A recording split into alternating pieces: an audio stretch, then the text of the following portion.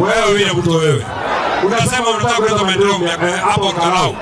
Wewe tulikuchagua kama rais wa Jamhuri ya Kenya kwa miaka 4 kabla Kiarao hajaaga. Ulikuwa wapi? Hii maendeleo unasema utafanya kwa miezi 8, miaka 4, ulikuwa wapi?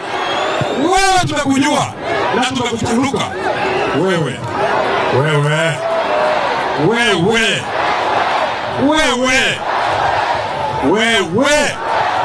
tunakuheshimu, lakini wewe William Ruto, wewe tunakuheshimu, lakini Kalau ndio huyu William Ruto, huyu hapa.